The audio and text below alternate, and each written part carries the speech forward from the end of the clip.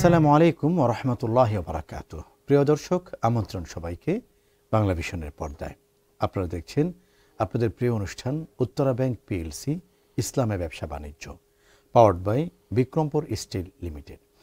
আজকের পর্বে আমরা একজন অতিথিকে আমন্ত্রণ জানিয়েছি। আমরা তার কাছ থেকে গুরুত্বপূর্ণ আলোচনা শুনব।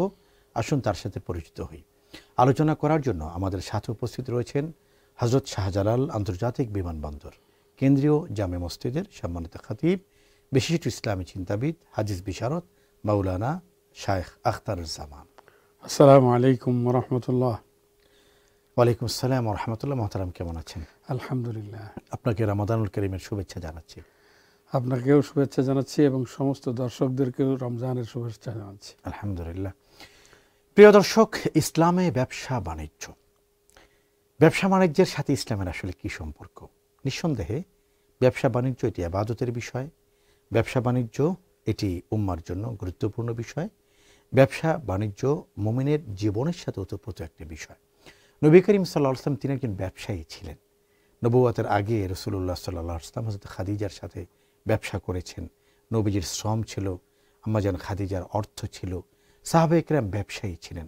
ওসমান আল গনি যিন্নুরাইন রাদিয়াল্লাহু তাআলা আনহু তিনি বিখ্যাত ব্যবসায়ী ছিলেন। আরও অনেক ব্যবসায়ীদের নাম আমরা জানি। আমরা আজকে আলোচনা শুনব সম্মানিত অতিথির কাছ থেকে সাহাবীদের আমলে ব্যবসা বাণিজ্যের পদ্ধতি কেমন ছিল। মোহতারাম, একটু যদি বলেন যে নবীজির অনেক সাহাবীর কথা আমরা জানি যারা ব্যবসায়ী ছিলেন, তাদের ব্যবসা বাণিজ্যের কি আচার আচরণ, কি সৌন্দর্য, কি পদ্ধতি ছিল যেটা আমরা এখন গ্রহণ করতে পারি? আলহামদুলিল্লাহ ওয়াসসালাতু ওয়াসসালামু আলা রাসূলিল্লাহ ওয়া বা'দ। আউযু বিল্লাহি মিনাশ শাইতানির রাজীম। বিসমিল্লাহির রহমানির রহিম। আহাল্লাল্লাহুল বাই'a ওয়া হাররামার রিবা ওয়া ক্বালা রাসূলুল্লাহ সাল্লাল্লাহু আলাইহি ওয়াসাল্লাম আত-তাজিরুস সাদুকুল আমিন মা'আন নাবিয়্যিন ওয়াস সিদ্দীকিন ওয়াশ শুহাদা'is সালিহিন। সম্মানিত দর্শক শ্রোতা, যে যেখানে আমাদেরকে শুনছেন, আজকের বিষয়গতভাবে আমরা সবাই অবগত। বিষয়টি হলো যে সাহাবায়ে কেরামের ব্যবসায়ের সৌন্দর্য বা পদ্ধতি কী ছিল। আসল কথা হলো যে সাহাবায়ে কেরাম তো রাসূলুল্লাহ সাল্লাল্লাহু আলাইহি ওয়াসাল্লামের অনুসরণের জ্বলন্ত উদাহরণ ছিলেন। তারা প্রকৃত নমুনা ছিলেন, যার জন্য রাসূলুল্লাহ সাল্লাল্লাহু আলাইহি ওয়াসাল্লাম তাদের মাঝে ছিলেন। আর রাসূলুল্লাহ সাল্লাল্লাহু আলাইহি ওয়াসাল্লাম নিজেই যখন ব্যবসায়ী ছিলেন এবং ব্যবসা করেছেন, নবুয়ত প্রাপ্তির আগে তো ব্যবসায়ী ছিল রাসূলুল্লাহ সাল্লাল্লাহু আলাইহি ওয়াসাল্লামের মূল কাজ। এমনকি রাসূলুল্লাহ সাল্লাল্লাহু আলাইহি ওয়াসাল্লাম যখন সেই ছোট অবস্থায়, অর্থাৎ তার পিতামহ আব্দুল মুত্তালিব ইন্তেকালের পরে যখন চাচা আবু তালেবের জিম্মায় গেলেন, আবু তালেব রাসূলুল্লাহ সাল্লাল্লাহু আলাইহি ওয়াসাল্লামকে এত বেশি ভালোবাসতেন, কিন্তু তার আর্থিক দৈন্যদশা ছিল, আর্থিক অসচ্ছলতা ছিল, ছেলে মেয়েও বেশি ছিল, যার জন্য সেই 15 বছর বয়সে রাসূলুল্লাহ সাল্লাল্লাহু আলাইহি ওয়াসাল্লাম আবু তালেবের ছত্রছায়ায় থাকা অবস্থায় তখনই রাসূলুল্লাহ সাল্লাল্লাহু আলাইহি ওয়াসাল্লাম জিনিসপত্র নিয়ে ছোট ছোট টুকরিতে করে চাচার সাথে, এমনকি আলাদা করে দোকানে রাসূলুল্লাহ সাল্লাল্লাহু আলাইহি ওয়াসাল্লাম দোকান লাগাতেন এবং রাসূলুল্লাহ সাল্লাল্লাহু আলাইহি ওয়াসাল্লাম মক্কার বাজারে যেতেন একমাত্র চাচার সংসারে সহযোগিতা করার জন্য। তো এই ছিল যার আদর্শ, অর্থাৎ কোনো অবস্থায় যেন তিনি তার চাচার প্রতি বুঝা না হন, চাচার জন্য কষ্টের কারণ না হন। যেহেতু তার আর্থিক অবস্থা তো ভালো ছিল না, তখন এই অবস্থা চিন্তা করে ওই বয়সে রাসূলুল্লাহ সাল্লাল্লাহু আলাইহি ওয়াসাল্লাম ছোট ছোট ব্যবসায়ের কাজ করেছেন। আর সেটা তো পরবর্তীতে আরও বিস্তৃত হয়েছে।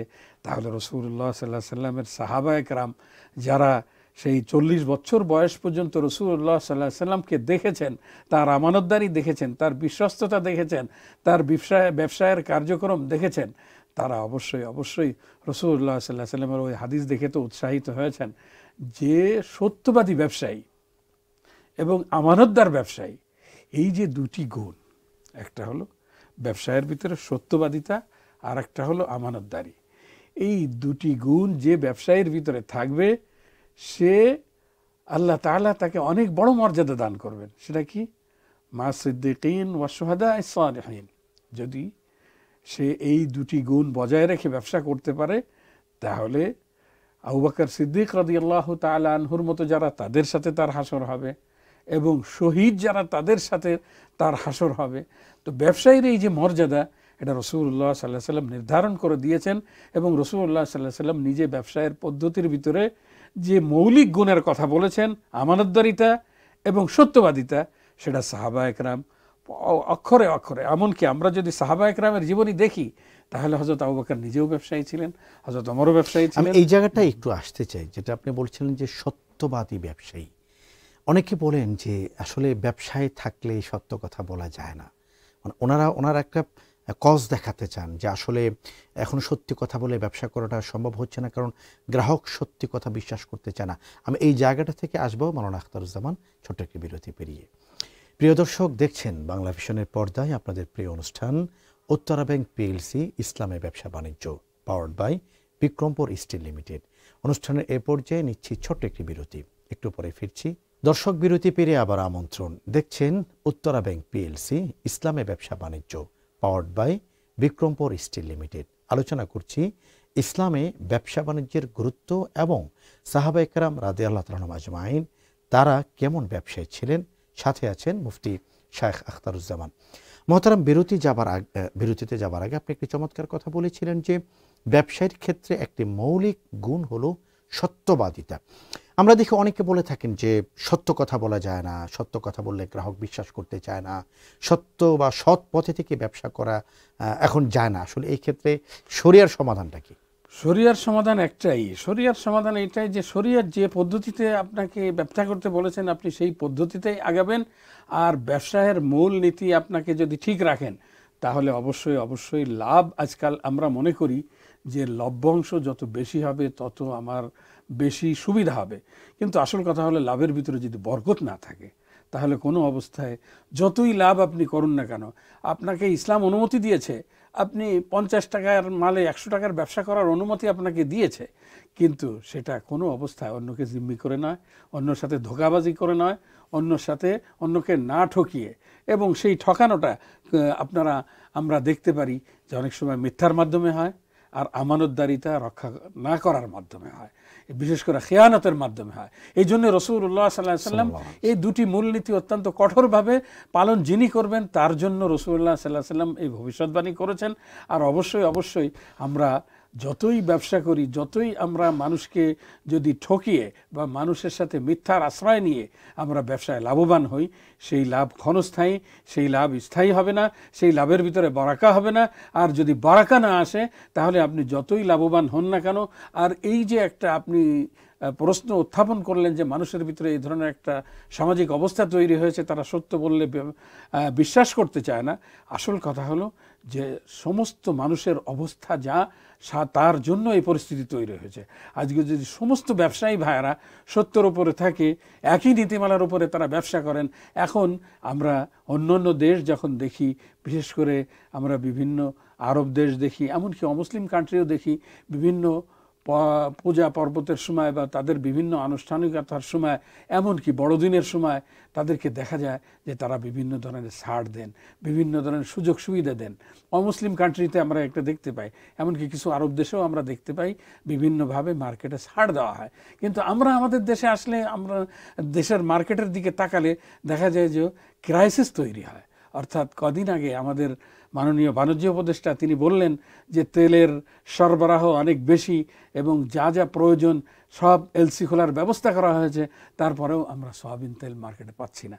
একটা সংকট তৈরি করার আবহ তৈরি করা, এই যে অবস্থা, এই অবস্থা থেকে আমাদেরকে বের হয়ে আসতে হবে।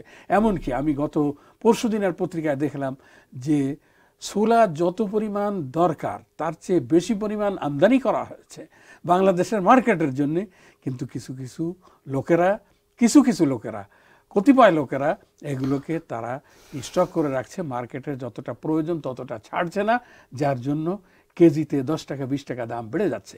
এই যে একটা মানসিকতা, মানুষকে ঠকিয়ে বা মানুষকে জিম্মি করে, মানুষের অবস্থার পরিপ্রেক্ষিতে মানুষকে সুযোগ না দিয়ে বরং তাকে কিভাবে তার থেকে আরও বেশি নিগৃহীত করা যায়, এই মানসিকতা থেকে যদি বেরিয়ে আসা যায়, তাহলে সমাজের সকল শ্রেণী, সকল পেশার লোকেরা তারা আরামে বসবাস করবে।